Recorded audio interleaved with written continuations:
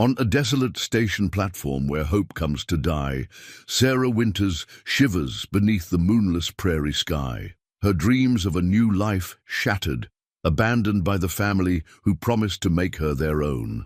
The letter in her trembling hands holds only rejection, the ink still fresh with cruel finality. But fate has a way of turning the darkest hours into dawn. As midnight approaches, the rhythmic clatter of hooves pierces the winter silence, bringing with it a black carriage and a man whose wealth is matched only by his compassion. In his eyes, she sees not pity but possibility.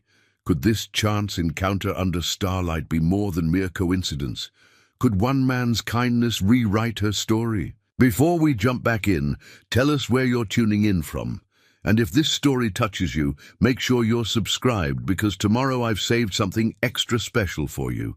The brass carriage lantern cast dancing shadows across the platform's weathered boards, its warm glow a stark contrast to the bitter December night. Sarah clutched her carpet bag closer, her gloved fingers trembling not just from cold, but from the peculiar mix of fear and hope that stirred in her chest as the stranger's carriage drew to a halt before her. The man who stepped down moved with the quiet confidence of someone accustomed to command. Tall and broad-shouldered, he cut an imposing figure in his long black coat, but it was his eyes that caught her attention, keen and observant, yet touched with something that might have been kindness. "Ma'am," he said, removing his hat in a gesture that spoke of old-world courtesy. His voice was deep and steady, like distant thunder across the prairie. "James Montgomery." He paused, taking in her situation with a quick, assessing glance. "I don't believe the next train is due until morning, and that's assuming it can make it through this weather." Sarah straightened her spine, summoning what dignity remained after 6 hours on this godforsaken platform. "Sarah Winters, Mr. Montgomery." Her voice barely wavered. "And you're right about the train, though I confess I've nowhere for it to take me anymore." The letter crinkled in her pocket, a harsh reminder of how thoroughly her plans had crumbled. 6 months of correspondence, carefully saved teachers' wages spent on passage west, all undone by a few cruel lines. "Our son has made other arrangements. Your services will not be required." James Montgomery's expression darkened as she explained her situation, though his voice remained gentle. "The Harriston family." He shook his head slowly. "They've a reputation for such behavior, I'm afraid. Third time this year they've summoned a bride, only to turn her away. Some say they enjoy watching desperate women dance to their tune." Anger flickered across his features, quickly masked but unmistakable. He glanced at his carriage, then back to Sarah. "My ranch is 10 miles north. Mrs. Bennett, my housekeeper, keeps the guest rooms ready, and I'd consider it a personal favor if you'd accept shelter, at least until we can arrange something more permanent for you." Sarah hesitated. Every lesson in propriety screamed against accepting such an offer from a stranger, yet there was something in his manner that spoke of absolute trustworthiness. The wind cut through her coat like knives, making her decision suddenly, starkly clear. "You're very kind, Mr. Montgomery." She met his gaze directly. "I would be grateful for shelter tonight." He smiled then, a warm expression that transformed his entire face. "The kindness, Miss Winters, is in allowing me to help." He lifted her carpetbag with ease, then offered his arm. "Shall we?" The carriage's interior was blessedly warm, lined with plush velvet and what appeared to be bear fur. As James Montgomery helped her inside, Sarah caught a glimpse of her reflection in the window, pale face, auburn hair escaping its pins, eyes too large in her drawn face. She looked like what she was, a woman at the end of her rope, grasping at Providence. The carriage lurched forward, iron-bound wheels crunching through fresh snow. Through the window, Sarah watched the station's lone lantern fade into the darkness, taking with it the last vestiges of her old plans, her old life. "The ranch has been in my family for 3 generations, Montgomery said quietly, breaking the silence. "Though I admit it's grown considerably since my father's day. We run cattle primarily, but there's good horse stock too. And orchards when the weather permits." He paused, studying her face. "You mentioned you were a teacher." "Yes, in Vermont, for 6 years.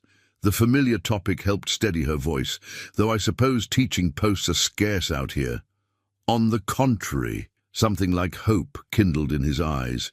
"The town's been desperate for a proper teacher. Most folk around here learned their letters from their mammas, if they learned them at all. A trained educator would be—" He trailed off, seeming to catch himself. "But that's a conversation for tomorrow, after you've rested." The carriage crested a hill, and suddenly the land opened up before them.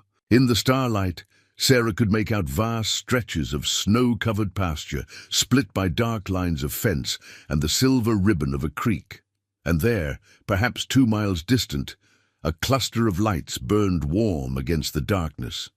The Montgomery ranch house. "Welcome to Silver Creek Ranch, Miss Winters." James Montgomery's voice carried a note of pride. "It's not much, but we call it home." Not much, Sarah thought, was a rather modest description for what was clearly the largest ranch she'd glimpsed since leaving Denver.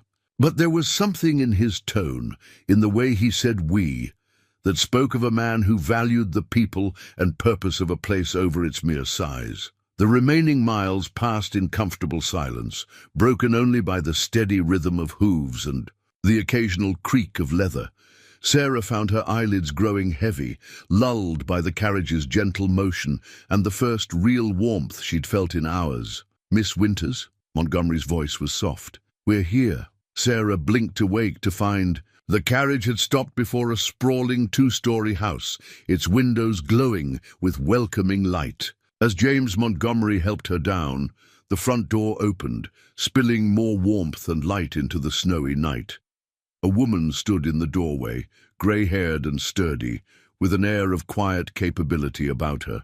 "Land's sakes, James, what poor soul have you rescued this time?" Her tone held more fondness than reproach. "Mrs. Bennet, may I present Miss Sarah Winters?"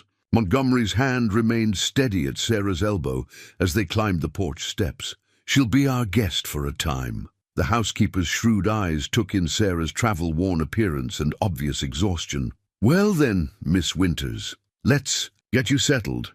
I've beef stew keeping warm, and your room's all ready." She shot James a knowing look. "The blue room, I think." As Sarah followed Mrs. Bennet into the house, she caught one last glimpse of James Montgomery standing in the doorway, snowflakes catching in his dark hair.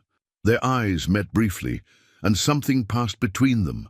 An acknowledgement, perhaps, that this night had altered the course of both their lives in ways yet to be discovered. The heavy door swung shut against the winter wind, and Sarah Winters stepped fully into her new beginning. The ranch house's interior unfolded before Sarah like pages from a cherished novel. Rich mahogany wainscoting lined the walls, its deep gleam speaking of years of careful polishing. A broad staircase curved up to the second floor, while doorways opened onto rooms that managed to be both spacious and intimate, a feat Sarah had rarely seen achieved in the grander homes of Vermont. Mrs. Bennet moved through the house with the ease of long familiarity, leading Sarah past a formal dining room where an antique brass scale held pride of place on a sideboard. "Been in the Montgomery family for generations," the housekeeper explained, catching Sarah's admiring glance. "James's grandmother used it to weigh out spices and gold alike, or so the story goes. These days it mostly serves to remind us about balance and fair measure." Something in her tone suggested she meant more than mere weights and measures. The kitchen proved to be the heart of the house, warm, welcoming, and thoroughly modern despite its traditional appearance. A massive iron stove radiated heat, and copper pots hung in gleaming rows above a work island large enough to prepare food for a small army. "Sit yourself down, child." Mrs. Bennet gestured to a cushioned chair near the stove.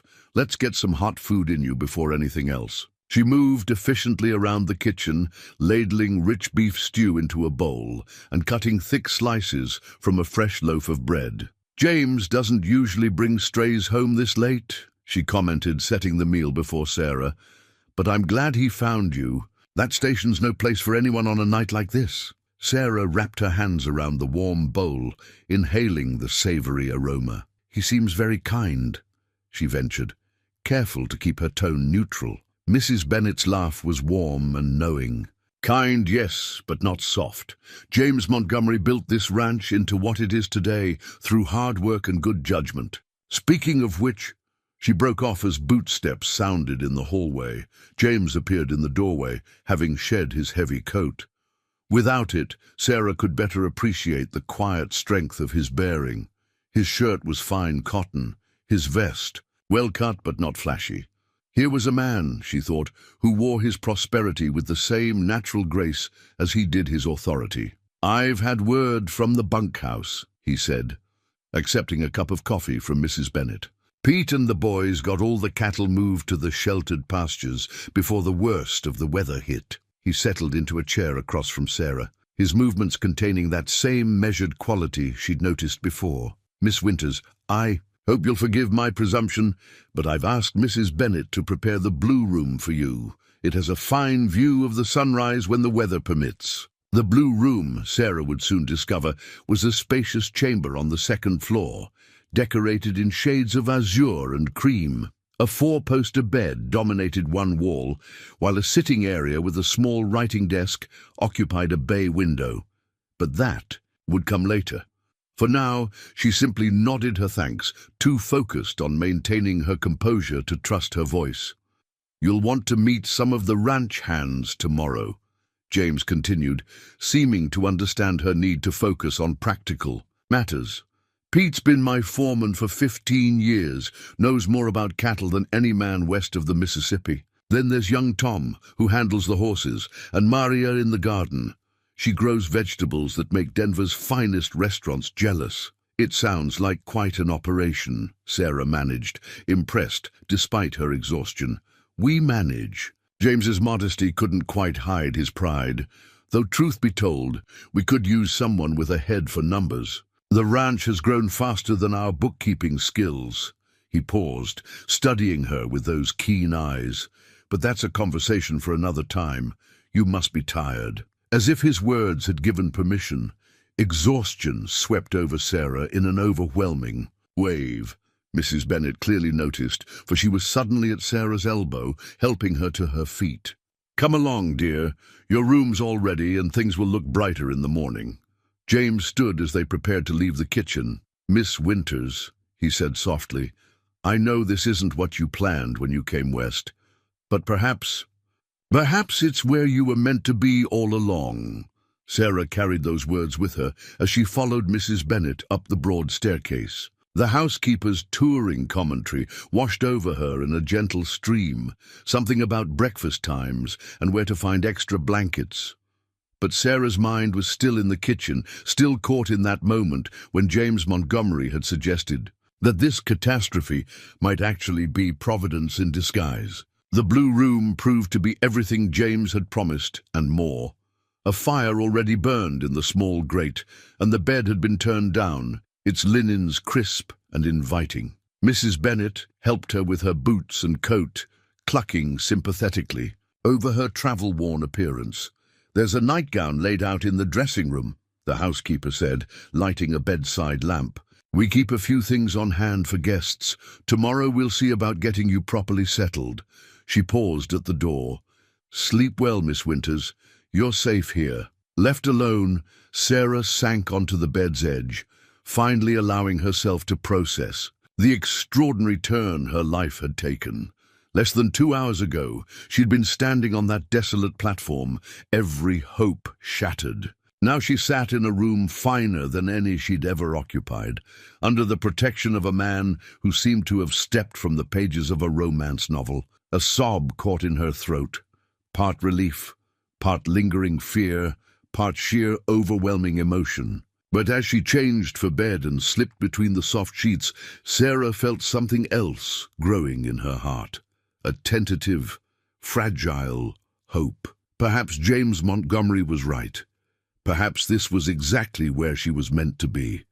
The last thing she noticed before sleep claimed her was the gentle ticking of a clock on the mantel, counting out the seconds of her new life in steady, reassuring beats. Dawn painted the snow-covered landscape in shades of rose and gold when Sarah woke.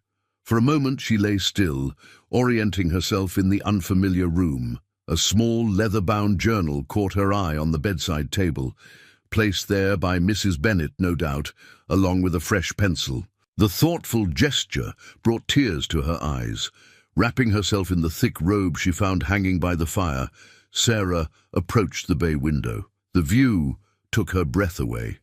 Silver Creek Ranch spread out before her like an artist's masterpiece, rolling. Pastures, stands of pine, and in the distance, mountains touched with alpenglow. Near the house, smoke rose from what must be the bunkhouse chimney, and figures moved about the barn, beginning the day's work. A soft knock interrupted her contemplation.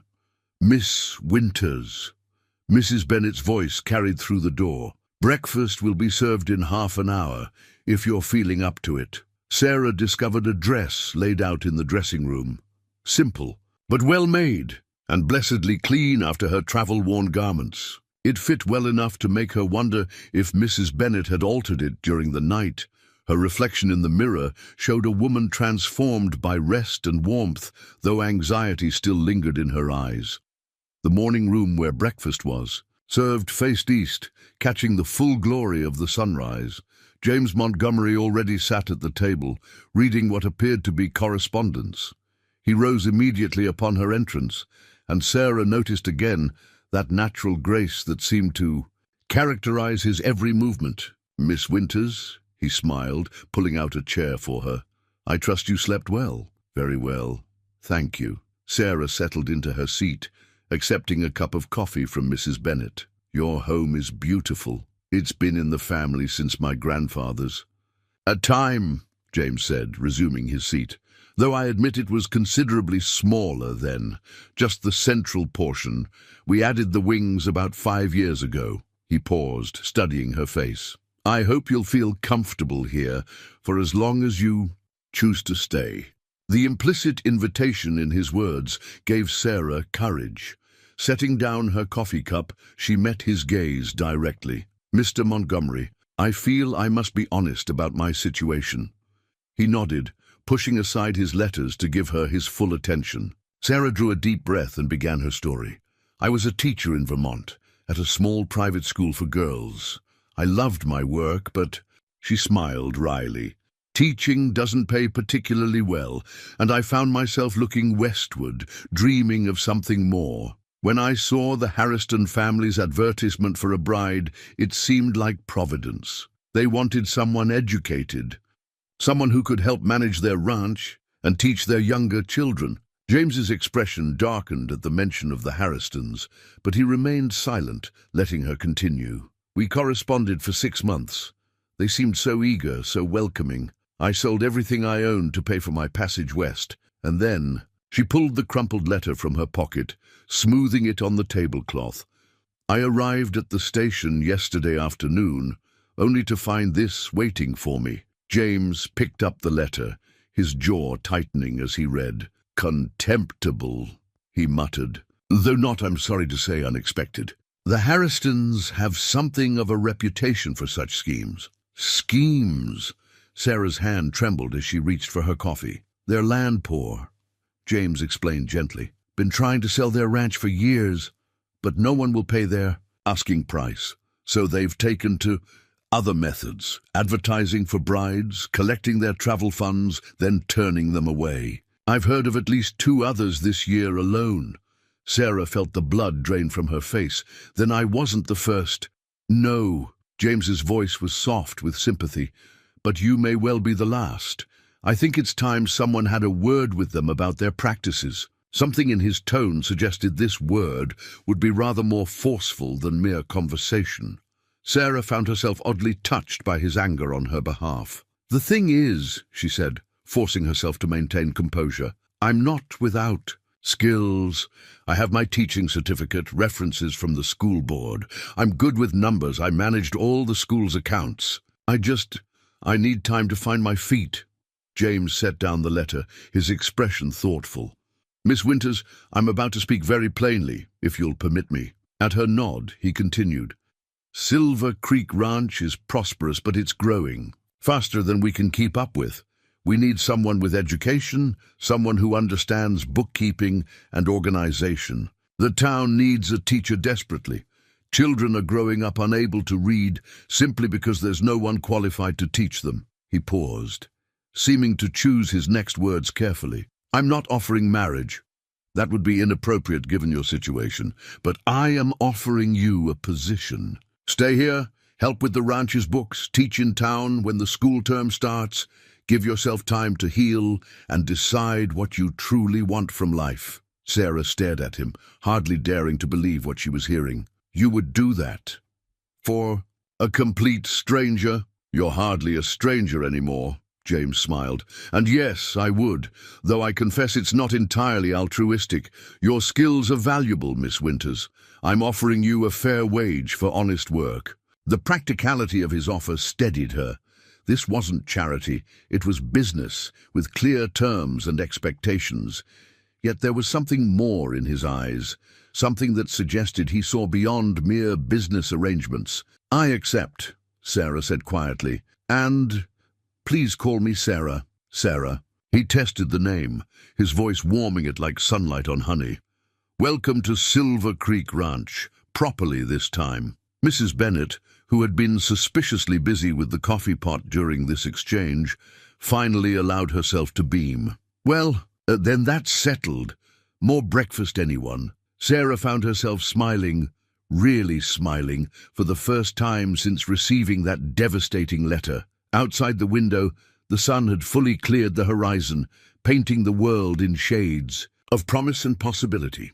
In her mind, she could already see herself writing in that little journal, recording not the end of her dreams, but their unexpected transformation into something new, and perhaps even better. James caught her eye across the table, and in that moment, Sarah knew with absolute certainty that she had made the right choice. Whatever came next, she was exactly where she needed to be. After breakfast, James spread a hand-drawn map across his study's massive oak desk.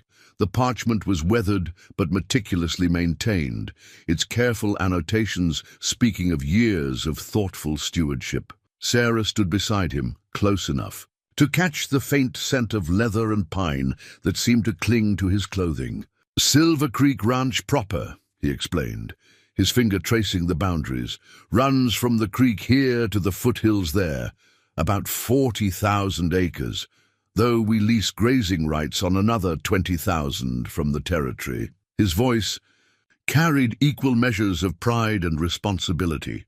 This section here is where we're having trouble with the Harristons. Sarah leaned closer, studying the area he indicated. Trouble. They've been allowing their cattle to graze on our land, claiming the boundary markers were moved. James's jaw tightened. It's nonsense, of course. The markers have stood in the same place since my grandfather's time, but they're desperate, and desperate people can be dangerous. The morning sun, streaming through the study windows, caught the silver threading through James's dark hair at the temples. It suited him, Sarah thought, adding gravity to his bearing without diminishing his vital energy. Now, he continued, reaching for another map, this shows our water rights. Critical out here, more valuable than gold in a dry season. He paused, glancing at her. I'm not boring you, am I? Sarah shook her head emphatically. No, it's fascinating. In Vermont, we thought of ranching as simply raising cattle. I never realized how complex the legal and territorial aspects could be. A pleased expression crossed James's face. Most people don't. They see the romantic side, cowboys and cattle drives.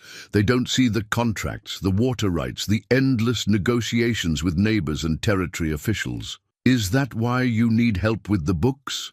Sarah asked, genuinely curious. Partly. James rolled the maps carefully, securing them with leather ties. The ranch has grown significantly in the past 5 years. We've added new breeding programs, expanded our grazing lands, invested in better stock. The paperwork, he smiled ruefully. Well, let's just say I'd rather be in the saddle than behind a desk. A knock at the study door interrupted them. Pete, the foreman James had mentioned the night before, stood in the doorway. He was a weathered man of indeterminate age, with kind eyes and hands that spoke of decades of hard work. "Boss," he nodded to James, then touched his hat respectfully to Sarah. "Miss Winters, thought you might like to see some of the operation, if you're feeling up to it." James glanced at Sarah questioningly. She straightened her spine, determined to show her willingness to learn. "I'd love to." Mrs. Bennet appeared as if by magic, with a warm coat that fit Sarah surprisingly well. "Used to belong to James's sister," the housekeeper explained, helping her into it. "She lives in Denver now, married to a banker." There was a wealth of unspoken history in those few words. The morning air was crisp, but not bitter, the sun having taken the worst edge off the night's cold. Pete led them first to the horse barn, where Sarah met Tom, the young horse trainer. His face lit up when James mentioned Sarah's teaching background. "My sister's got 3 little ones," Tom said eagerly. "Been wanting proper schooling, something fierce. Nearest school's 20 miles away, too far for daily travel." "We've got a schoolhouse in town," James explained to Sarah. "Built it too, years ago, but finding a teacher willing to come this far west." He let the sentence trail off meaningfully.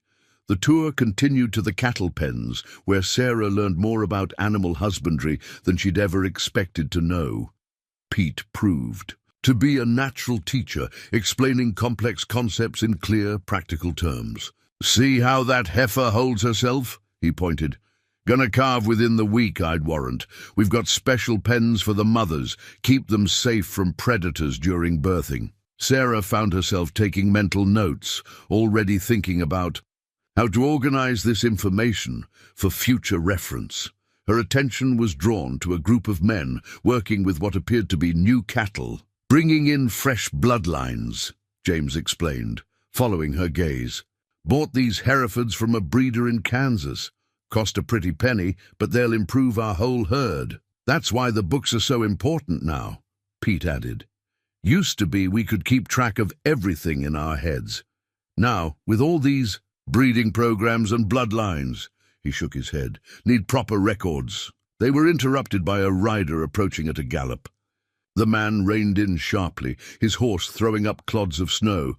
"Mr. Montgomery!" The rider's voice was urgent. "Harriston men are moving cattle onto the north pasture again. They've got guns this time." James's expression hardened. "Pete, get the men together. Miss Winters, I apologize, but—" "Go," Sarah said firmly. "I can find my way back to the house." He caught her hand, squeezing it briefly. "We'll continue this tour later. Pete, make sure Miss Winters gets back safely before you join us." Sarah watched them ride out, a knot of worry forming in her stomach.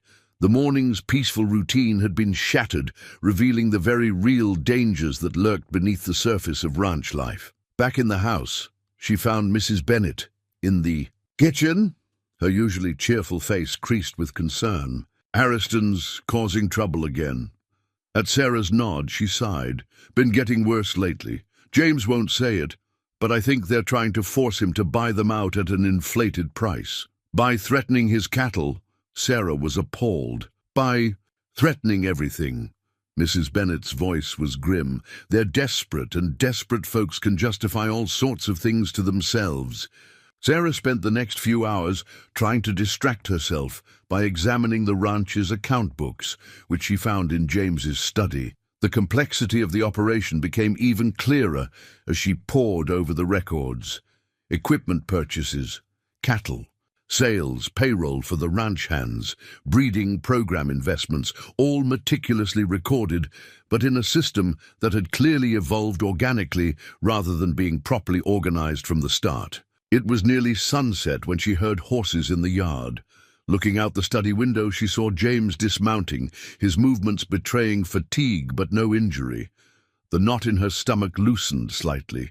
When he found her in the study, his eyebrows rose at the sight of the open books. "Making yourself at home? I hope you don't mind," Sarah gestured to her notes. "I thought I might as well make a start on understanding the systems you're using." "Mind?" James smiled, some of the tension leaving his face. Sarah, you're already proving yourself invaluable. He crossed to warm his hands at the fire. We got the situation resolved for now. No shots fired, thank God. But he turned to face her, his expression serious. I want you to be aware of what you're getting into here. This isn't just about books and teaching. The Harristons are becoming a real threat, and staying here puts you in the middle of it. Sarah met his gaze steadily. Mr. Montgomery, James, after what they did to me and others like me, I think I'm already in the middle of it. At least here, I'm facing it honestly, with people I'm coming to trust. Something flickered in his eyes at her words. He took a step toward her, then seemed to catch himself. Well then, he said softly, welcome to the fight, Miss Winters. The old account book spoke to Sarah in a language she understood intimately. After a week at Silver Creek Ranch, she had commandeered a corner of James's study, surrounding herself with ledgers and papers. The afternoon sun slanted through the windows, catching dust motes that danced above the stacked volumes of ranch records. James, she called out, not looking up from a particularly puzzling entry. Did you know you're losing nearly 8% of your profits to inefficient feed? Purchasing? He appeared in the doorway, still wearing his riding clothes from the morning's work. I suspected something wasn't right there, but I couldn't pin it down. Sarah spread several ledgers across the desk. Look here. You're buying feed from 3 different suppliers, all at different rates. If you consolidated the purchases and negotiated a bulk rate, she did some quick calculations on a scratch pad, you could save enough to cover the new breeding program costs. James leaned over her shoulder, studying the figures. His presence was distracting in a way Sarah tried not to examine too closely. This is remarkable, he said softly. You found in a week what we've been missing for years. It's just a matter of organization. Sarah demurred, though pleasure warmed her cheeks. In the school, we had to account for every penny.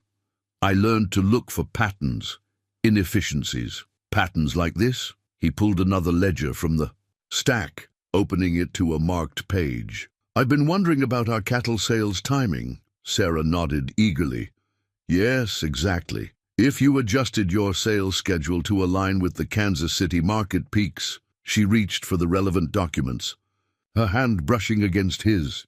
Both of them paused for a moment, the contact sending an unexpected thrill through her arm. Mr. Montgomery, Pete's voice from the hallway broke the moment. Got those breeding records you wanted? James straightened, putting a proper distance between them as Pete entered. The foreman's eyes took in the scene. The spread papers, Sarah's flushed face, James's slightly awkward stance, but he merely handed over the documents with a knowing smile.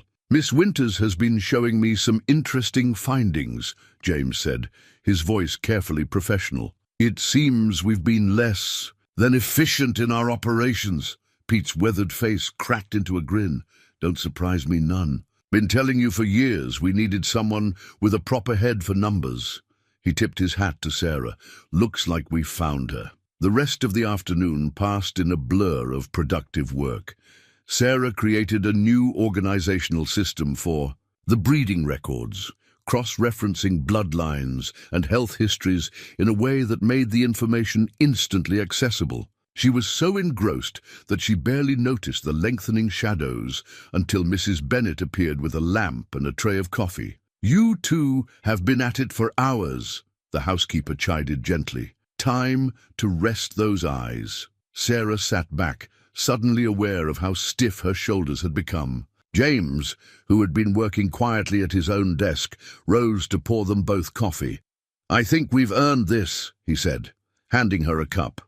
You've accomplished more in a week than I managed in a year of struggling with those books. It helps. That I love this kind of work, Sarah admitted. At the school, the other teachers used to tease me about my passion for ledgers and organization. Their loss, our gain. James settled into a chair near her desk.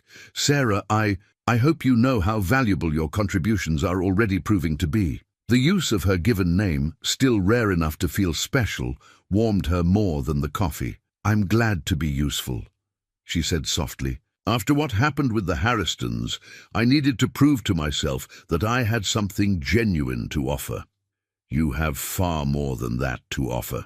James's voice was low, intense. You have intelligence, insight, capability. He paused, seeming to wrestle with something. The ranch isn't the only one benefiting from your presence. Before Sarah could respond to this charged statement, they heard the thunder of approaching hooves. James was on his feet instantly, moving to the window. "Riders," he said tersely, "coming in fast." Moments later, Tom burst into the study, his young face flushed with excitement and worry. "Mr. Montgomery, the Harristons, they're claiming we stole cattle from their north pasture. They're threatening to bring the law into it." James's expression hardened. "When?" "They say 3 days ago, during that snowstorm." Tom twisted his hat in his hands. "But, sir, that's when we were all working on the broken fence line in the south section. There wasn't anyone near their land." Sarah was already moving, pulling specific ledgers from her newly organized stacks. "Here," she said, spreading them. "Out. The work records, supply requisitions and daily logs. Everything's documented, which men were where, what they were doing, even how many fence posts were used." James studied the clear, detailed records with growing appreciation. "This is perfect. Documentation that would stand up in any court." He looked at Sarah with something like wonder. "You didn't just organize our books. You gave us a defense against exactly this kind of accusation." "I believe in being thorough," Sarah said, allowing herself a small smile of satisfaction. Tom was practically bouncing with relief. "Should I tell Pete to ride out and meet them, show them these records?" "No," James said thoughtfully. "Let them come to us. Sarah, would you be willing to present this evidence? I have a feeling the Harristons won't expect to face someone with your particular skills." Sarah squared her shoulders, feeling a surge of righteous anger toward the family that had wronged her and was now trying to harm the ranch that had given her sanctuary. "I would be honored." As Tom hurried out to relay the message, James turned to Sarah. "I know this isn't what you expected when you came west," he said quietly. "Becoming entangled in a range war wasn't part of the job description." "No," Sarah agreed, gathering the relevant documents with precise movements. "It's better.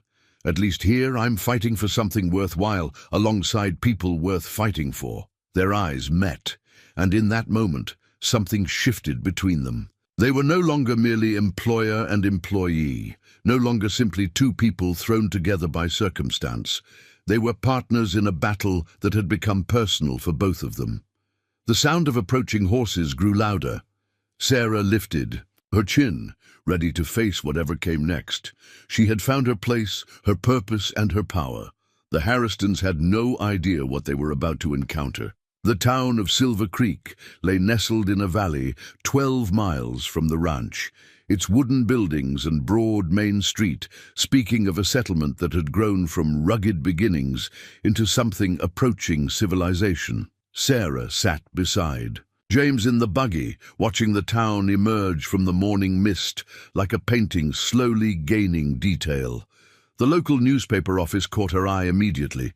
A modest building, with a freshly painted sign declaring it the Silver Creek Sentinel. Through the window, she could see the editor hunched over his desk, no doubt crafting the next edition's stories. As if sensing her gaze, he looked up, his eyebrows rising at the sight of a strange woman in James Montgomery's buggy. "Prepare yourself," James murmured, guiding the horses down the main street. "News travels fast in small towns, and you're about to become the most interesting story they've had in months." Sarah smoothed her skirts, grateful for Mrs. Bennet's loan of a fashionable blue dress that made her feel equal to any scrutiny. "The mysterious Eastern lady," she quoted from the newspaper article she'd glimpsed on James's desk that morning. He chuckled. "Already seen that, have you? Mr. Parker, the editor has quite a way with words. Though in this case, he's not entirely wrong about the mystery. You've certainly brought some intrigue to our quiet corner of the territory." They pulled up in front of the general store, its windows displaying an eclectic mix of practical goods and modest luxuries. James helped Sarah down from the buggy, his hand lingering on hers, perhaps a moment longer than strictly necessary. She was acutely aware of the eyes watching from various windows and doorways. The store's bell chimed as they entered. Mrs. Miller, the proprietor's wife, looked up from her counter and nearly dropped the bolt of calico she was measuring. "Mr. Montgomery, what a pleasant surprise!" Her eyes fixed on Sarah with barely concealed curiosity. "And this must be Miss Sarah Winters," James introduced smoothly. "She's helping manage the ranch's accounts and will be teaching at the school when term begins." Sarah met Mrs. Miller's assessing gaze with quiet confidence. "I'm looking forward to becoming part of the community," she said warmly. "I understand there are quite a few children eager for proper schooling." Mrs. Miller's expression softened at the mention of children. "Oh, yes, indeed. My own Tommy's been pestering me about reading lessons. He's 7 now and bright as a new penny." She paused, her natural friendliness winning out over gossip-hungry curiosity. "Perhaps you'd like to see the school building while you're in town. I'd appreciate that very much." Sarah smiled. As Mrs. Miller gathered her shawl, the store's door opened again. A well-dressed woman entered, her elaborate hat marking her as someone who considered herself above mere frontier fashion. "James Montgomery," she trilled. "How wonderful to see you in town." "Mrs. Whitaker," James's greeting was polite but cooling. "I trust you're well." "Oh, quite well." Her sharp eyes fixed on Sarah. "And this must be the mysterious lady everyone's talking about. How interesting." Sarah felt James tense beside her. Before he could speak, she stepped forward with her most gracious schoolteacher's smile. "Sarah Winters, I'm afraid there's nothing very mysterious about me, unless you count my passion for proper bookkeeping and educational theory." Mrs. Whitaker blinked, clearly thrown by this matter-of-fact response. "Oh, I had heard, that is, there were rumors about my arrival at the station." Sarah's voice remained pleasant, but took on a subtle edge of steel. "A rather unfortunate situation with the Harriston family. I'm sure you've heard about their unusual business practices." Mrs. Whitaker's face changed. "The Harristons? Why, they tried the same thing with my niece last spring. Poor girl lost her entire savings." She caught herself, suddenly aware she was taking sides. "That is, well, it's not my place to gossip." "Of course not," Sarah agreed smoothly. "Though I'm sure Mr. Parker at the Sentinel would be interested in knowing there are other victims of their scheme. For the public good, you understand." James made a sound that might have been a hastily suppressed laugh. Mrs. Miller was beaming openly now, clearly delighted by Sarah's handling of the town's most notorious gossip. "Shall we see the school?" Mrs. Miller suggested brightly. "It's just past the church." The schoolhouse proved to be a solid building, with large windows and sturdy desks, though it clearly needed a woman's touch. Sarah was already making mental notes about books to order and improvements to suggest when she heard James speaking quietly with someone outside. Through the window, she saw him deep in conversation with a distinguished-looking man in a banker's suit. Their discussion seemed intense but not unfriendly. "That's Mr. Harrison from the bank," Mrs. Miller explained. "He's been after James to expand the ranch's operations for years. Says Silver Creek Ranch could be the biggest operation in the territory, with proper investment." Sarah absorbed this information thoughtfully. The ledgers had shown her the ranch's potential for growth, but also the risks involved in expanding too quickly. She wondered if James had been hesitating out of prudence, or lack of confidence in the ranch's organizational systems. When they rejoined James outside, his expression was preoccupied but pleased. "Mr. Harrison sends his compliments," he told Sarah, "and his hopes that you'll consider taking on the school board's treasury duties as well as teaching. Word of your financial acumen travels fast," Mrs. Miller laughed. "Though I'm not surprised. We haven't had anyone with proper Eastern education here since James's sister left for Denver." The mention of James's sister brought a flicker of something, pain, regret, to his face, but he covered it quickly.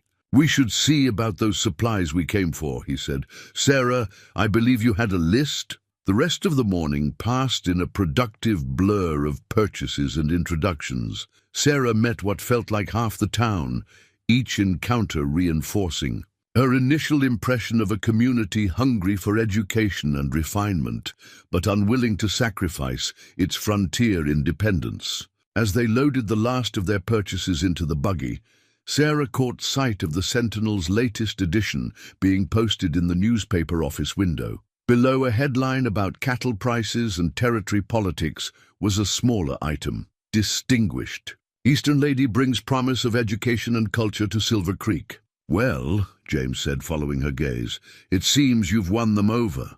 Sarah smiled, thinking of Mrs. Whitaker's discomfiture and Mrs. Miller's warm welcome. Not all of them, perhaps, but enough to make a start. More than a start, James corrected, helping her into the buggy. You handled them perfectly, especially Victoria Whitaker. I've never seen her so thoroughly and politely put in her place. As they drove out of town, Sarah found herself feeling oddly satisfied. She had faced the town's scrutiny and emerged victorious, transforming herself from an object of gossip into a respected professional in the space of a morning. You know, James said, as the town receded behind them, I think Silver Creek won't know what hit it once you really get started. Sarah laughed, the sound carrying across the prairie wind. For the first time since leaving Vermont, she felt truly, completely free, not just from the Harriston's scheme, but from all the constraints and expectations that had shaped her old life. Here, she could be exactly who she was meant to be. The future stretched before her like the open road ahead, full of promise and possibility, and if she was starting to imagine that future with James Montgomery by her side, well, that was a mystery still unfolding. The telegram arrived on a crisp morning 2 weeks after the town visit. Sarah was reviewing the newly organized breeding records when she heard the rapid hoofbeats of the messenger's horse approaching. Through the study window, she watched James step out onto the porch to receive the message, his body language shifting subtly as he read its contents. Moments later, he appeared in the study doorway, the yellow paper crumpled slightly in his hand.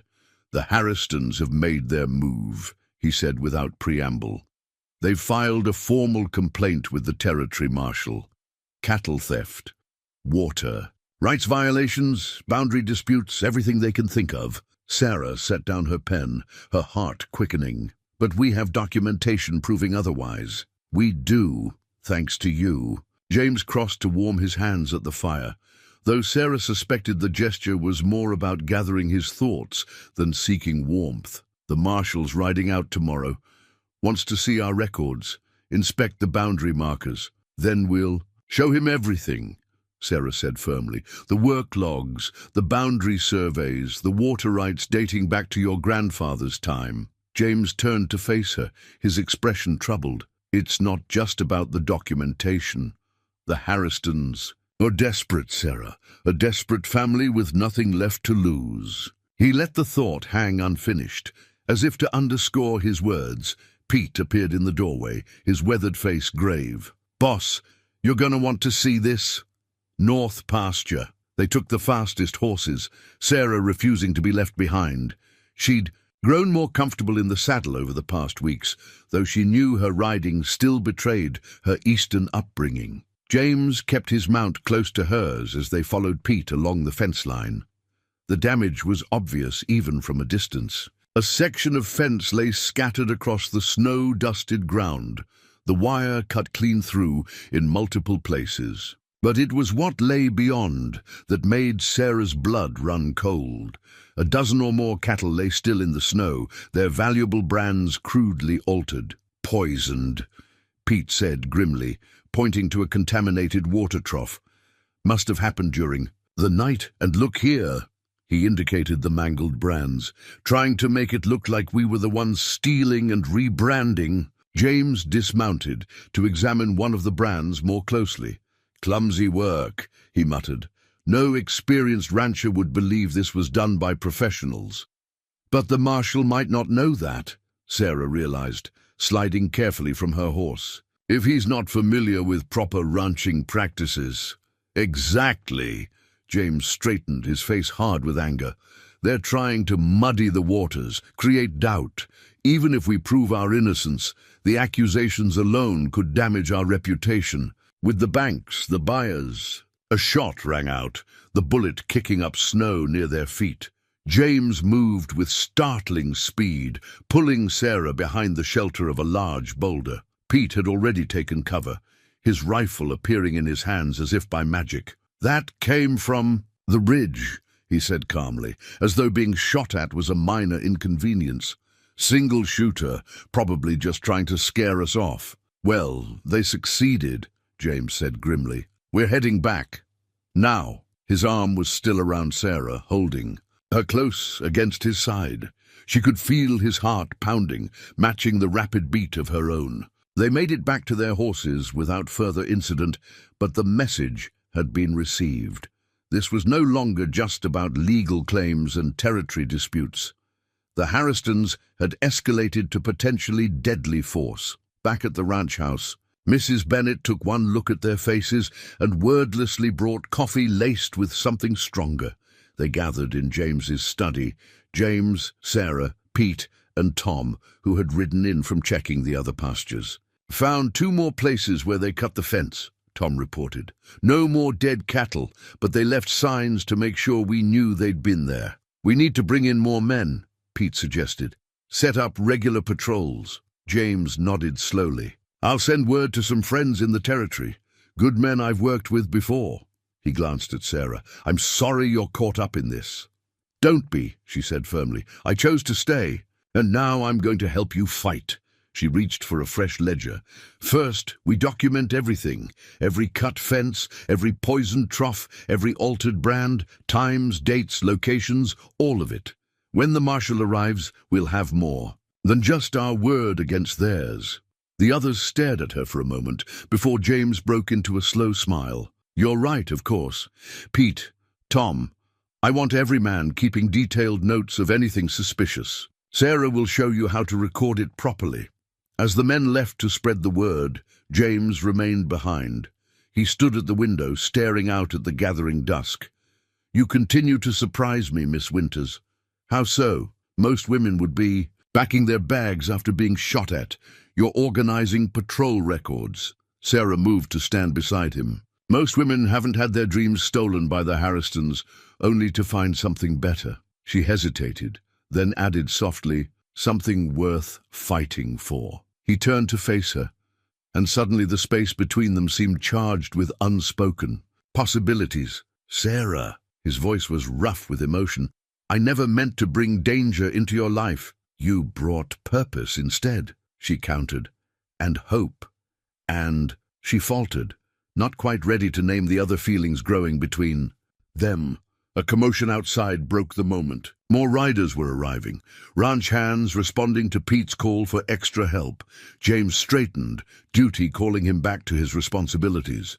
But before he left the study, he paused. "Whatever comes next," he said quietly, "I'm grateful. You're here, not just for your skills with books and organization, but for everything you are." Sarah watched him stride out to meet the new arrivals, her heart full of complicated emotions. The sun was setting behind the mountains, painting the snow-covered landscape in shades of rose and gold. Somewhere out there, the Harristons were plotting their next move. But here, in this house with these people, Sarah had found something worth any risk. She turned back to her ledgers, ready to create order from chaos, to build a defense against those who would destroy what she had come to love. The evening stretched ahead, full of work to be done, but she faced it with a fierce determination. She was no longer the abandoned bride on a desolate platform. She was Sarah Winters of Silver Creek Ranch, and she would not be driven away by fear or force. The old family Bible lay open on Mrs. Bennet's kitchen table, its pages worn smooth by generations of Montgomery hands. Sarah found herself drawn to it in the tense hours before dawn, seeking comfort in its familiar verses as she waited for a word from the men. James and most of the ranch hands had been out since midnight, responding to reports of massive cattle movement along the northern boundary. Mrs. Bennet set a cup of coffee beside her, the housekeeper's usual cheerful demeanor subdued. "James's mother used to read from that very page during troubled times," she said softly. "Said it helped her find clarity when things seemed darkest." Sarah's fingers traced the faded ink annotations in the margins, little notes and observations written by Montgomery hands long past. Did she face anything like this? Worse, in the early days. Mrs. Bennet settled into a chair across from her. This territory wasn't always as civilized as it is now, but she had faith in God, in her family, in the rightness of what they were building here. The distant sound of hooves interrupted their quiet conversation. Sarah was on her feet instantly, moving to the window. The pale light of approaching dawn revealed Tom riding hard toward the house, his horse lathered despite the cold. They met him on the porch, the young horse trainer's face tight with urgency. "Miss Winters, the Harristons, they're driving a huge herd through Potter's Gap. If they get those cattle across the creek, they'll contaminate our water supply," Sarah finished, her mind racing. The carefully organized maps in James's study had shown her how critical that water access was. "Where's James?" "Still up watching the north boundary with Pete and the others. The Harristons split our forces, made us think they were coming that way, then sent their main drive through the gap." Sarah's teaching background had taught her to think quickly, to adapt when lessons went awry. "Tom, ride to town. Get Marshal Davies. He needs to see this." "Mrs. Bennet, send one of the houseboys to alert James." She was already moving toward the barn. "I'll try to slow them down until help arrives." "Miss Winters," Mrs. Bennet's voice was sharp with concern. "You can't." "I can and I must." Sarah swung herself onto her mare, grateful now for all the riding practice of recent weeks.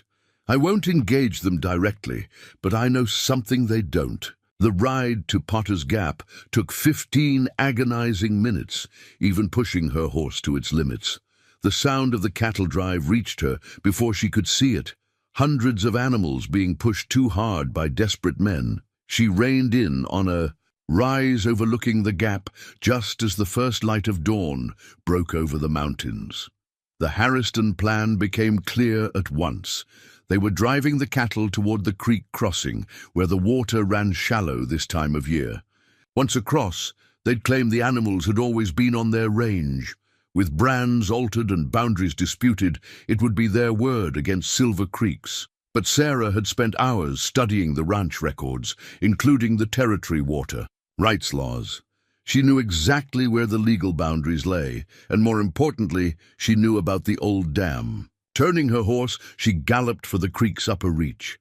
The mechanism was exactly where the maps had shown it, hidden in a grove of cottonwoods. The lever was stiff with disuse, but Sarah's determination lent her strength. With a grinding sound, the ancient sluice gate began to rise. The creek wasn't large, but generations of Montgomerys had engineered it carefully.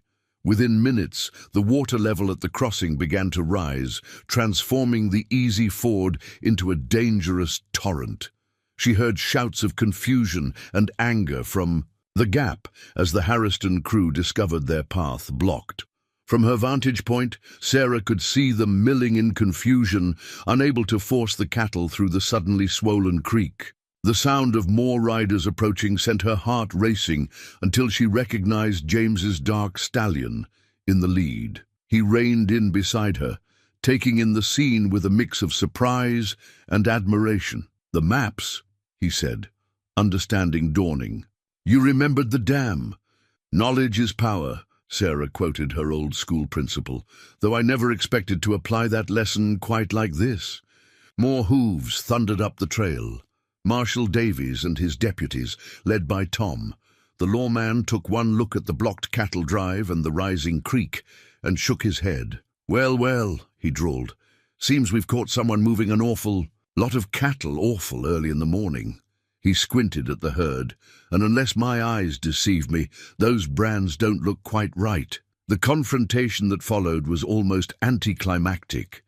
The Harriston crew, faced with armed deputies and clear evidence of their wrongdoing, surrendered without violence. By mid-morning, The marshal was examining the altered brands while his deputies took statements. "You'll have to testify," James told Sarah quietly as they watched the proceedings. "About the records, the patterns of harassment.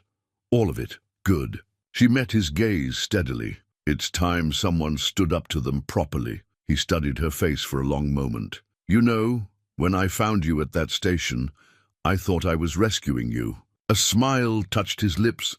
"Turns out you're the one saving us." "We're saving each other," Sarah corrected softly. The morning sun caught the silver in his hair, and her heart turned over at the tenderness in his expression. Marshal Davies approached, pocketing his notebook. "Miss Winters, that was quick thinking with the dam, though I hope you know they'll be out for blood now. The Harristons don't take defeat gracefully." "Let them come," James said, his voice hard.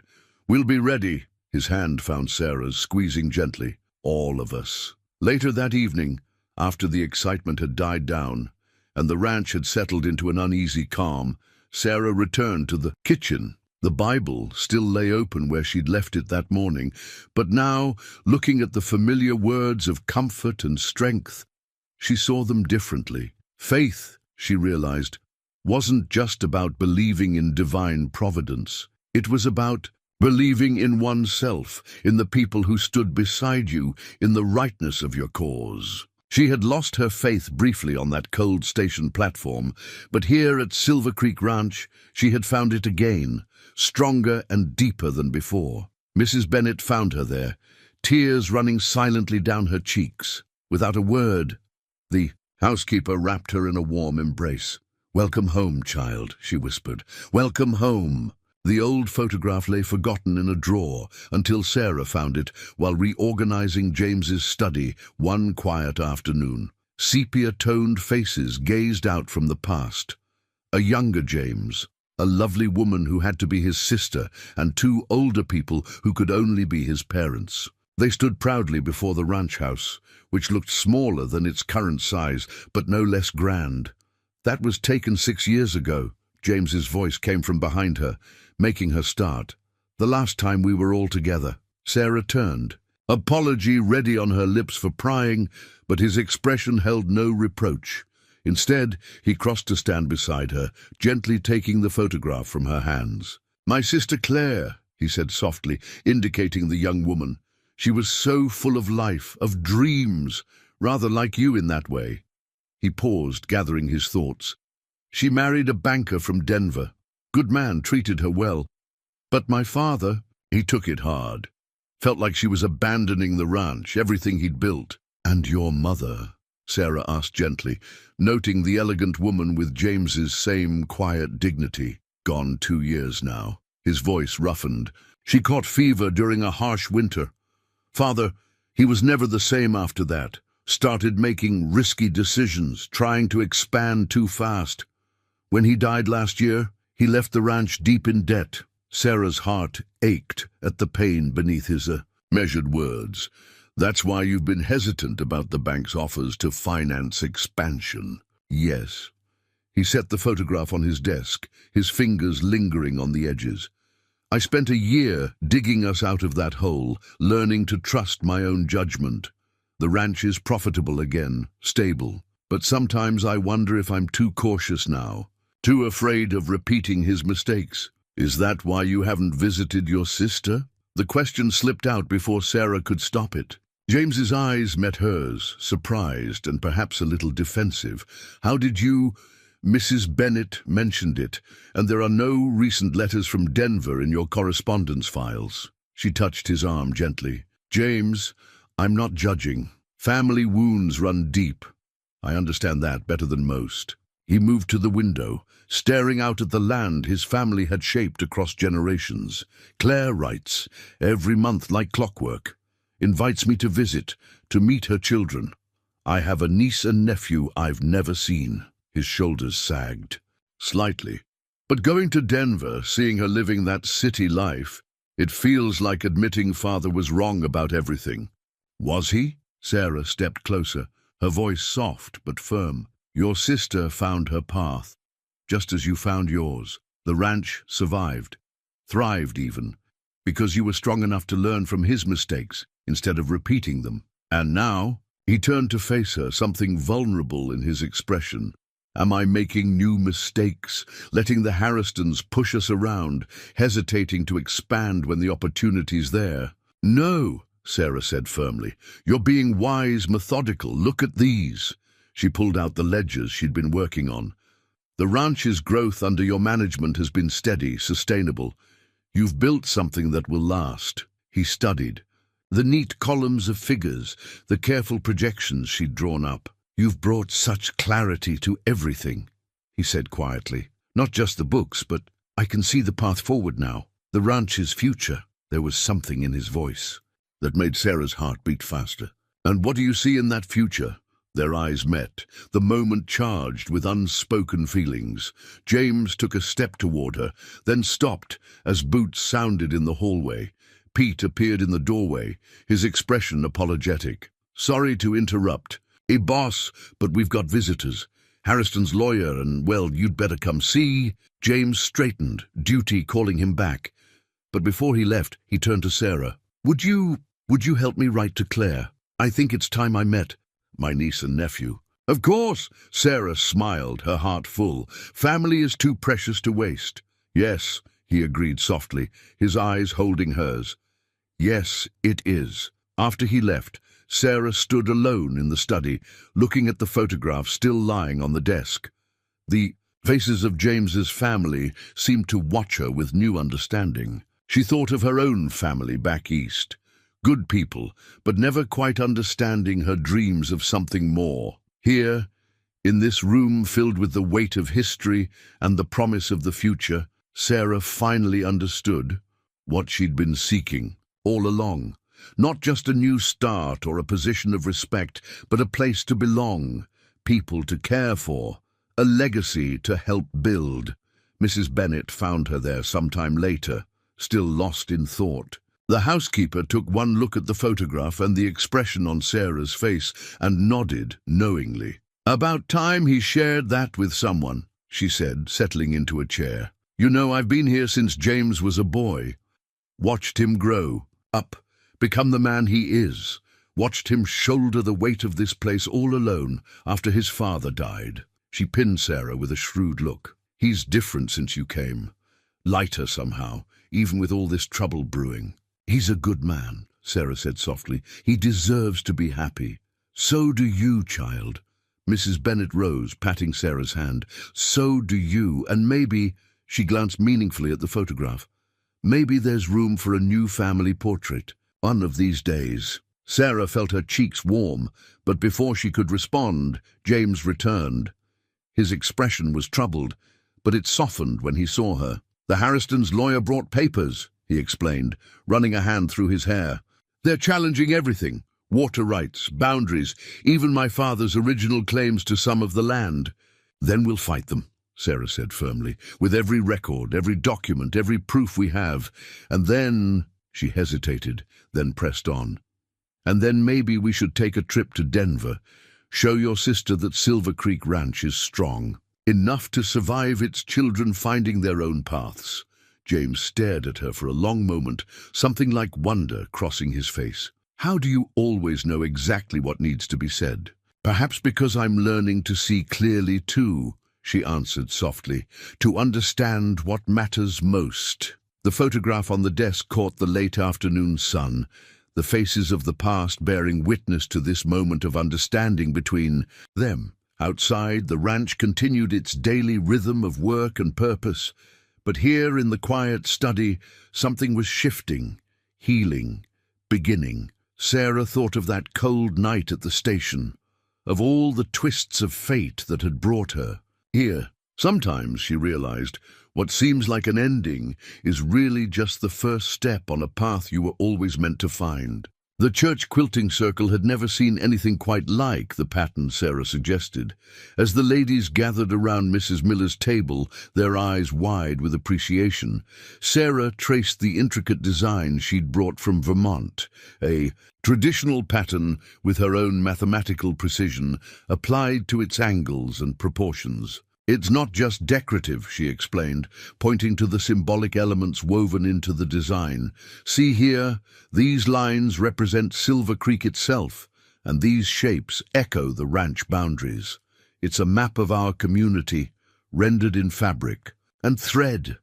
Mrs. Whitaker, who had become one of Sarah's strongest supporters since their first encounter, leaned forward eagerly. "And you say each family could contribute a piece?"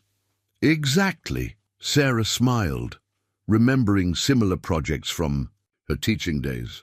Each section representing a different part of our community, all joined together in harmony. The symbolism wasn't lost on anyone. In the month since the confrontation with the Harristons, the town had drawn together in support of Silver Creek Ranch. The quilt would be a tangible representation of that unity. The door chimed as James stepped into the shop, his imposing figure somewhat softened by the domestic scene before him. "Ladies," he greeted them, tipping his hat. "Sarah, when you have a moment." She could read the urgency in his stance, though. His tone remained casual. Excusing herself from the quilting circle, she joined him by the window. "The school board's called an emergency meeting," he said quietly. "They've received more applications for enrollment than anyone expected. They're talking about postponing the opening." Sarah's heart sank. She'd been working for weeks to prepare the schoolhouse, ordering books, developing lesson plans. How many additional students? 15? Maybe 20? Word spread through the territory about a proper Eastern-educated teacher coming to Silver Creek. His eyes held a mix of pride and concern. They're worried about space, resources. "No." Sarah's teacher's voice emerged, the tone that had quelled unruly classrooms in Vermont. "We're not postponing. Those children have waited long enough for an education." She turned back to the quilting circle. "Ladies, I believe we've just found our first community project." What followed was a whirlwind of activity that transformed Silver Creek. The ladies of the quilting circle became an army of organizers, rallying their husbands and sons to help expand the schoolhouse. Sarah found herself at the center of it all, coordinating efforts with the same precision she'd brought to the ranch's books. James watched it unfold with quiet amazement. "You've given them a mission," he observed one evening as they rode back to the ranch after another planning meeting. "Something to unite around." "They were always united," Sarah corrected gently. "They just needed a reminder of what they could accomplish together." The schoolhouse expansion became a symbol of everything Silver Creek could be. Men who had been bitter rivals worked side by side, their wives keeping them fed and organized. Even Mrs. Whitaker's social influence proved invaluable, securing donations of books and supplies from her wealthy Denver connections. Through it all, the quilt grew, piece by piece. Each family contributed fabric, often with deeply personal meaning, a scrap from a wedding dress, a snippet from a child's first blanket. Sarah worked their stories into the overall design, creating something that was part art, part history, and part prophecy of the community's intertwined future. The morning they hung the completed quilt in the expanded schoolhouse, Sarah stood back to admire the effect. The morning sun, streaming through the windows, caught the careful stitching, making the creek pattern seem to flow like real water through the fabric. "It's quite something," James's voice came from behind her. He'd been in constant support through all of this, though she knew the ranch demanded most of his attention. "Like a map of belonging." "That's exactly what it is." Sarah turned to face him, struck again by the warmth in his eyes when he looked at her. A reminder that we're all part of something larger than ourselves.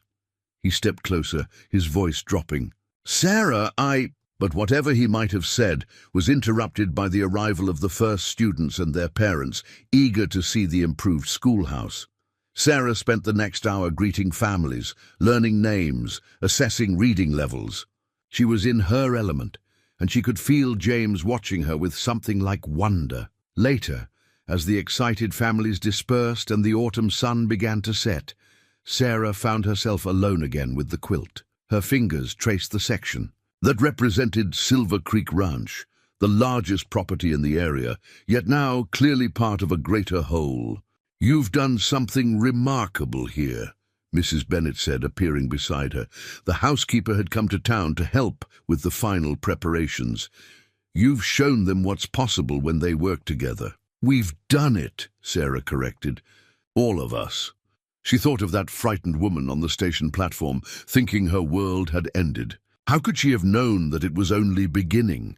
That what seemed like rejection would lead her to not just a home, but a community, that in learning to belong, she would help others find their own sense of belonging. The quilt caught the last rays of sunlight, its carefully pieced sections glowing like stained glass. In its intricate pattern, Sarah could read the future of Silver Creek, not just as a town, but as a family of families, bound together by choice and purpose and love.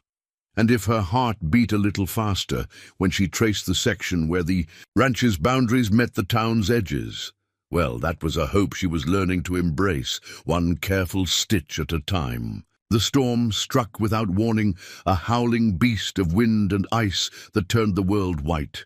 Sarah stood at the study window, clutching her mother's silver locket, watching the temperature plummet as the blizzard raged.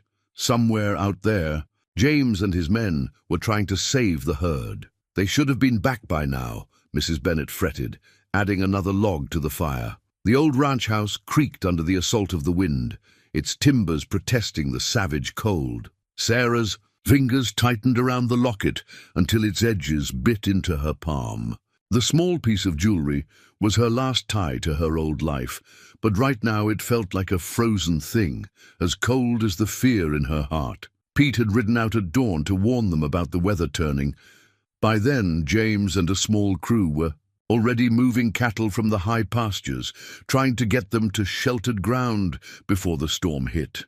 That had been hours ago. A shape emerged from the whiteout conditions. A rider, then another, their forms ghost-like in the swirling snow. Sarah was moving before she could think, throwing on her coat as she rushed to the door. James practically fell from his horse, his clothes frozen stiff.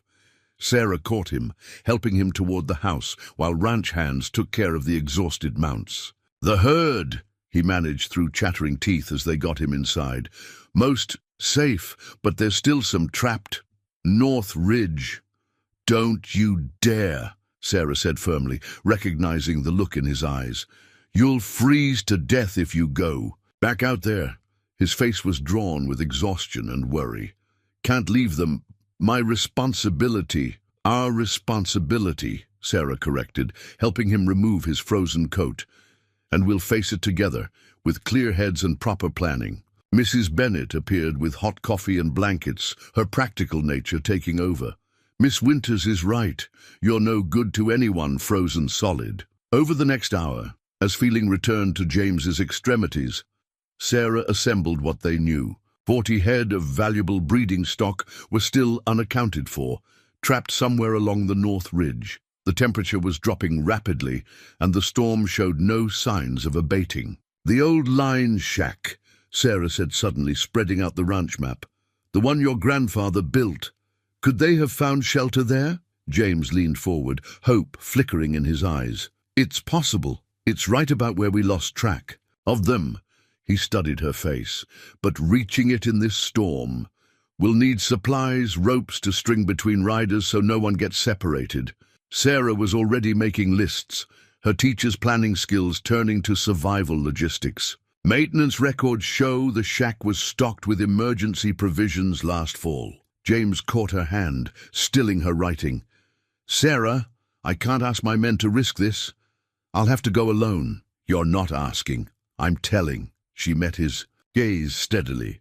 "You taught me that ranching is about more than cattle.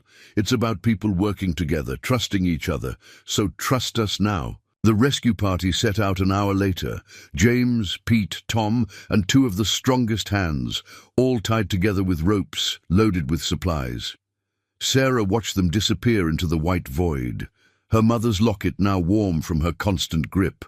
The hours that followed were the longest of her life. She kept the fires burning, helped Mrs. Bennet prepare food and medical supplies for their return, and prayed with the intensity she hadn't felt since that night at the station. When the first rope pulls signaled their return, Sarah thought her heart would burst.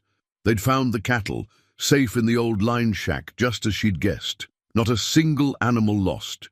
Though the same couldn't be said for James's favorite hat, sacrificed somewhere to the storm's fury. Later, after everyone was safe and warm, James found her in the study. She stood by the window, watching the storm rage itself out against the sturdy walls of their home. "You know," he said softly, "I always thought running this ranch was a solo endeavor, something I had to prove I could do alone." Sarah turned to face him, understanding in her eyes. "Some burdens are too heavy for one person. That's why we find partners to share them with." "Partners," he repeated, the word carrying a weight of meaning beyond their current situation.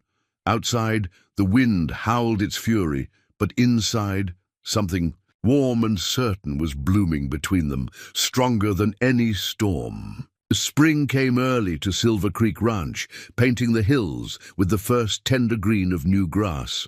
Sarah stood on the porch, watching the sunset paint the sky in shades of rose and gold, when she heard James's familiar footsteps behind her. "I've been carrying something," he said softly, coming to stand beside her. "Something that belonged to my mother." Sarah turned, her breath catching at the sight of the small gold ring in his palm. It was a simple design, elegant and timeless, worn smooth by years of love. "She gave it to me before she died," James continued, his voice rough with emotion. "Said I'd know when it was time to pass it on.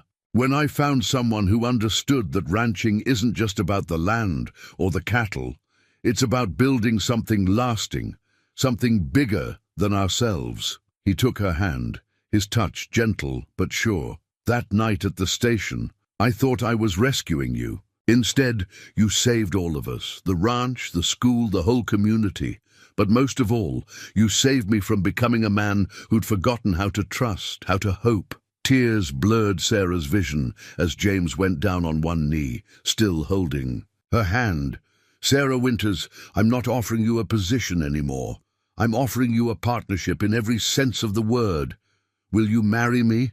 The question hung in the air between them, filled with all the promise of their shared future. Sarah looked at the man before her, strong, honorable, and now wonderfully vulnerable, and knew with absolute certainty that this was what she'd been seeking all along, though she hadn't known it when she first came west. "Yes," she whispered, then louder, "yes, with all my heart." The ring slipped onto her finger as if it had been made for her. James stood, drawing her into his arms, and their first kiss tasted of joy and promise and the sweet certainty of coming home. From somewhere inside the house came the sound of muffled cheering. They broke apart to find Mrs. Bennett, Pete, and several others watching through the window, their faces beaming with approval. "About time," Pete called out, making Sarah laugh, and James shake his head with fond exasperation.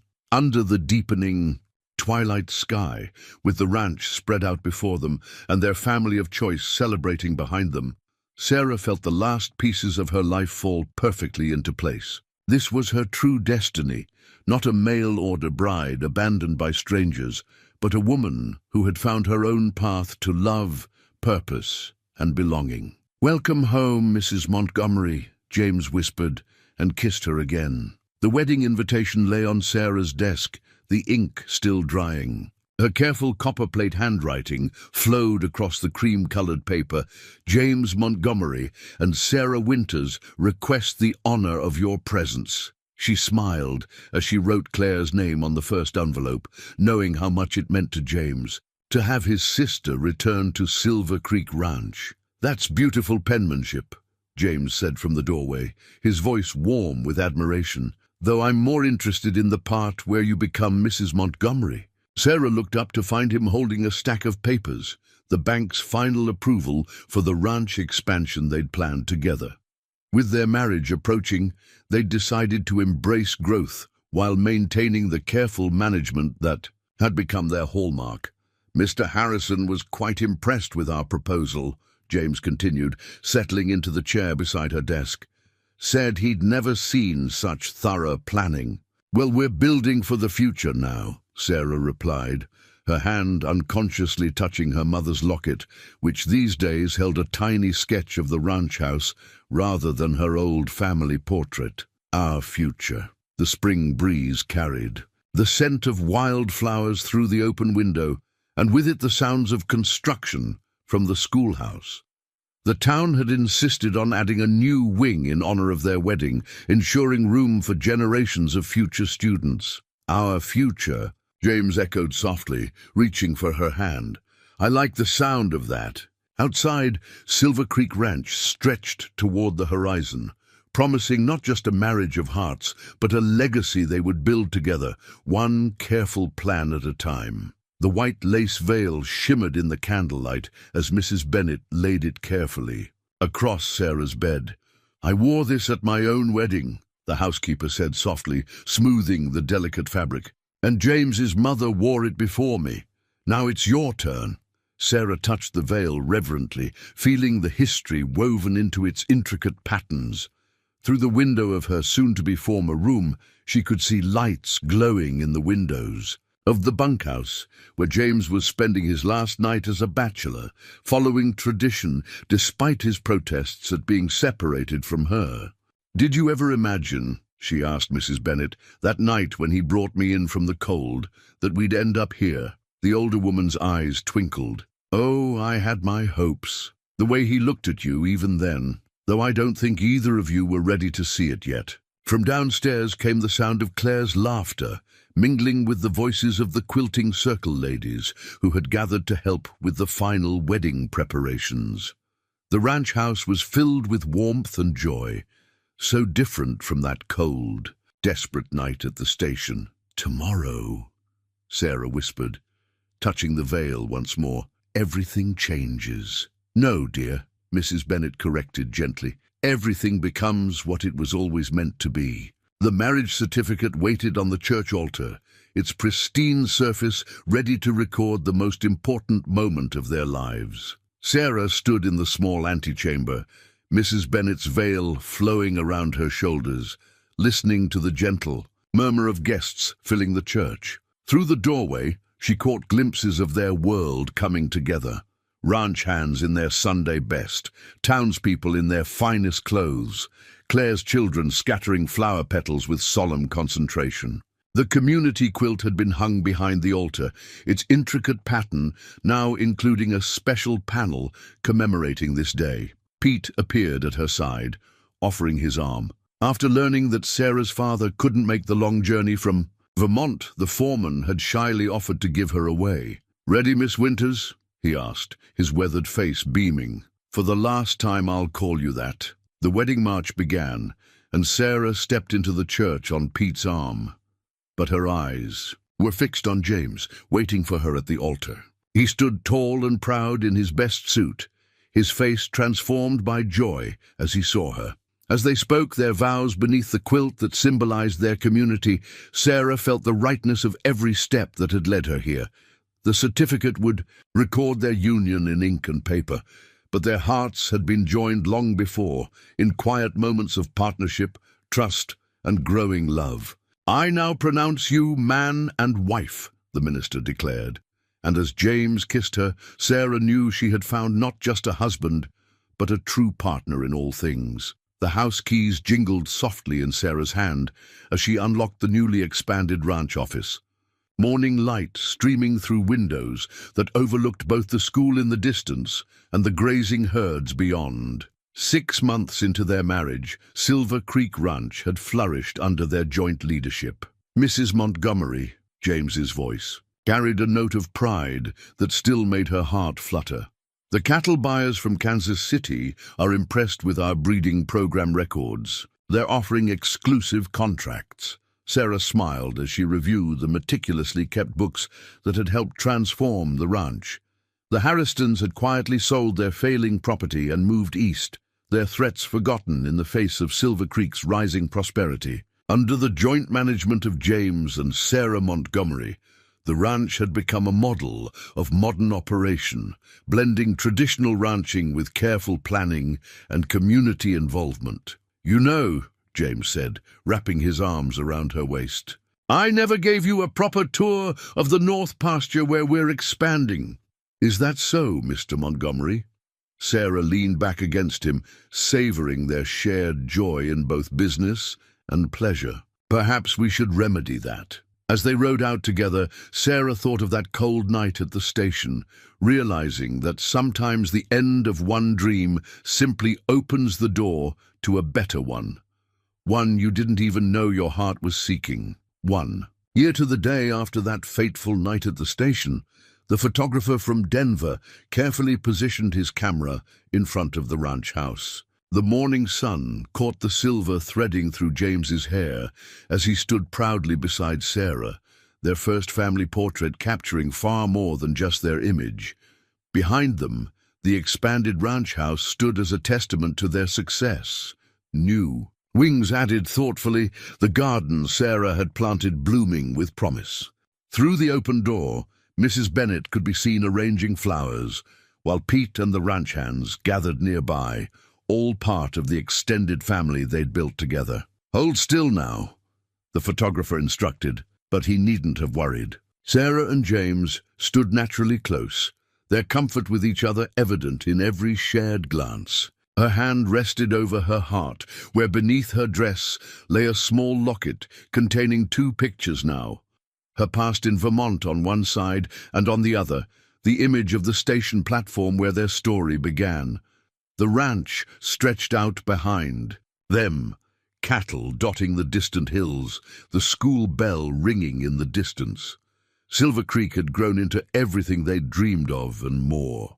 Their love story had not ended with "I do," but had instead blossomed into a partnership that touched every life around them. "Beautiful," the photographer declared, capturing forever the moment when Sarah and James Montgomery stood before their home, their hearts as united as their lives, proving that sometimes the greatest love stories begin with a midnight rescue and end with a legacy built on faith, trust, and the courage to believe in second chances.